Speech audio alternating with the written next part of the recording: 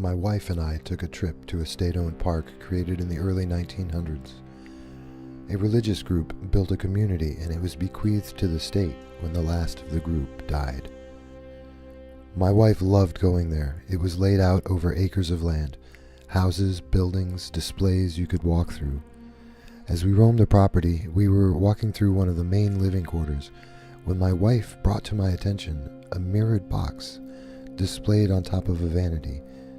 It sat amongst hairbrushes and old-fashioned toiletry items. "Look at this," she exclaimed, holding the box in her hands. She seemed fascinated, turning it around over and over. "What could this be?" she asked.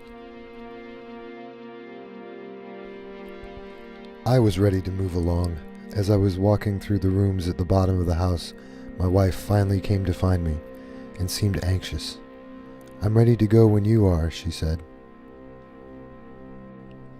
The weather had turned. Rain clouds were coming in fast. We quickly made our way back to our car. My wife was unusually quiet on the ride home.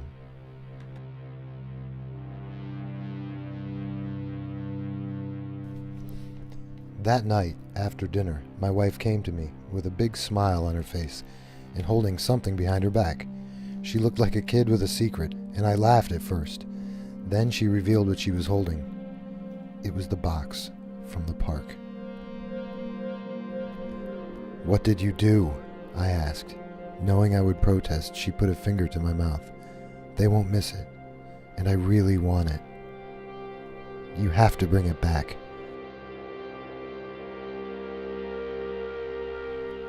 The look on my wife's face told me I should let it end there. I sat in the guest room and turned the lights out. What would compel her to steal this thing? We don't even know what it is. As I tried to figure out what the hell happened, I started to feel tired. I must have fallen asleep, because sometime later I awoke with a start.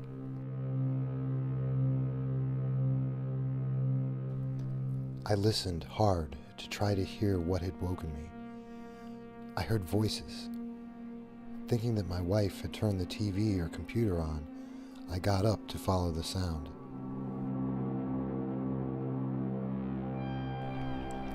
The living room was still dark, and there was no glow from the television. As I crept down to the end of the hall, I heard the voice again. It sounded like she was talking to someone, but it was far away. Suddenly, I felt like I had swallowed rocks. The voices led me to the closet.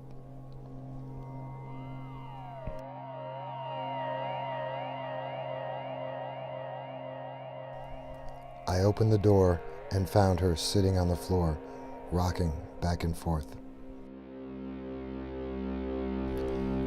I bent down to touch her shoulder, and she jumped, dropping something from her grasp. She stared at me blankly. It was dark, and I couldn't see what she had been holding. I bent down and saw that it was that box. I picked it up and held it close to my face. It was then that I could hear one voice clearly. It was my wife's voice, coming from the box. It felt like my soul was being sucked out of my body. I looked deep into the reflection of myself coming from the box, but my eyes wouldn't focus, and I was getting black spots across my vision. A faint electric hum that had been coming from the box suddenly got louder and louder. Then the box shot out of my hands and shattered on the floor.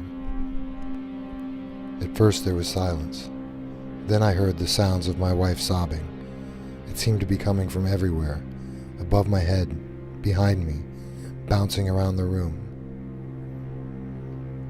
As I write this, what seems to be the soul of my wife is somehow trapped in the ether, the veil that separates here from another dimension.